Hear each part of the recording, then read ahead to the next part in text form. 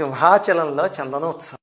అప్పుడు ప్రహ్లాదుడు స్వామిని ప్రార్థించేసరికి స్వామి గరుత్మంతుడి మీద వస్తూ అయ్యో తన భక్తుడు ఎక్కడ నలిగిపోతాడో అని అక్కడి నుంచి దూకేసేట. ఏకంగా దూకేసి అప్పుడు ఆ కొండని తీసేసి ప్రహ్లాదుడిని రక్షించాడు. ఆ తరువాత ప్రహ్లాదుడు స్వామికి తపస్సు చేస్తే స్వామి ప్రత్యక్షమైతే అప్పుడు స్వామి మా చిన్నాన్నని సంహరించడానికి ఒక అవతారం ఎత్తావు, మా నాన్నగారిని సంహరించడానికి ఒక అవతారం ఎత్తావు, కానీ ఆ 2 రూపాలు కలిపి చూడాలని అనిపిస్తోంది స్వామి అని వేడుకున్నట్టు ప్రహ్లాదుడు.